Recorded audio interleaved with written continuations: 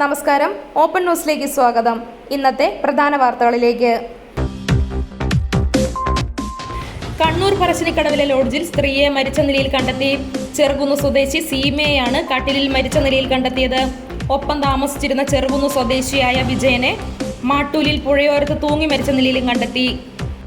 Road സുരക്ഷാ പാഠ്യപദ്ധതി MBDയും വിദ്യാഭ്യാസ വകുപ്പും ചേർന്ന് റോഡ് സേഫ്റ്റി കേഡറ്റ് പ്രോഗ്രാം നടപ്പിലാക്കും.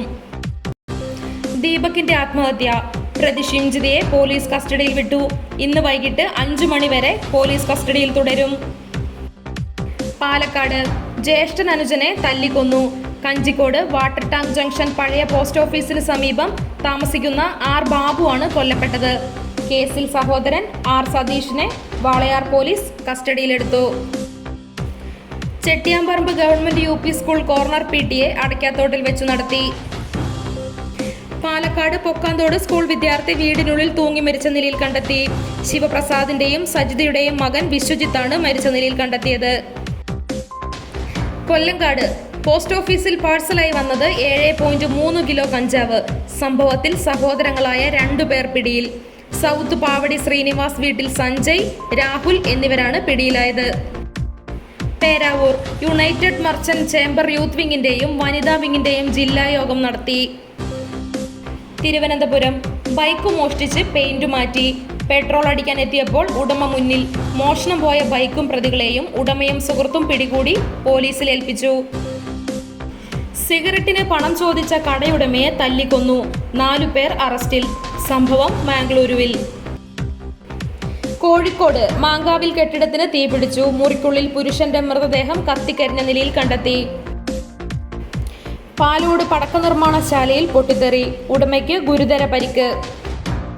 ശബരിമല സ്വർണ്ണക്കൊള്ളയുമായി ബന്ധപ്പെട്ട് രജിസ്റ്റർ ചെയ്ത കട്ടിളപ്പാളി കേസിൽ മുഖ്യപ്രതി ഉണ്ണികൃഷ്ണൻ പോറ്റിക്ക് ജാമ്യം.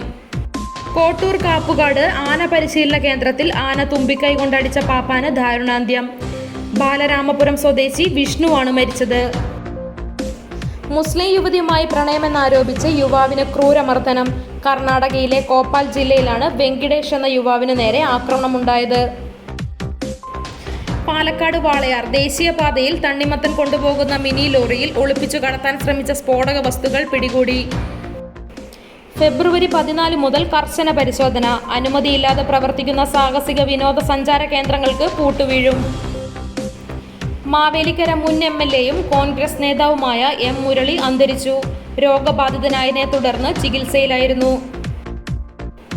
ഇരിട്ടി പോലീസ് സ്റ്റേഷനെ കേന്ദ്ര ആഭ്യന്തര വകുപ്പ് സംസ്ഥാനത്തെ മികച്ച പോലീസ് സ്റ്റേഷനായി തിരഞ്ഞെടുത്തു.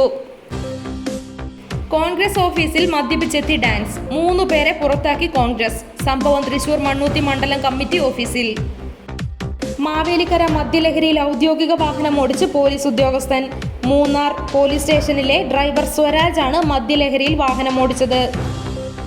പ്രഷർ വാഷർ ഉപയോഗിച്ച് നിലം കഴുകുന്നതിനിടെ വൈദ്യുതാഘാതമേറ്റ് കോഴിക്കോട് 17-കാരൻ അഭിജിത്തിന് ദാരുണാന്ത്യം.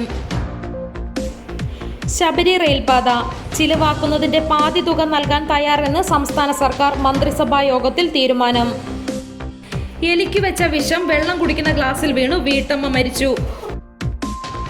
തിരുവനന്തപുരം 9 വയസ്സുകാരിക്ക് നേരെ ലൈംഗിക അതിക്രമം നടത്തിയ കേസിൽ പ്രതിക്ക് 14 വർഷ കഠിന തടവും 26,000 രൂപ പിഴയും.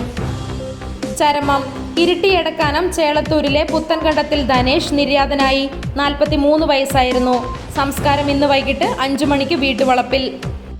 കൊട്ടിയൂർ പാൽച്ചുരത്തെ പൊട്ടയിൽ വക്കച്ചൻ നിര്യാതനായി. 64 വയസ്സായിരുന്നു.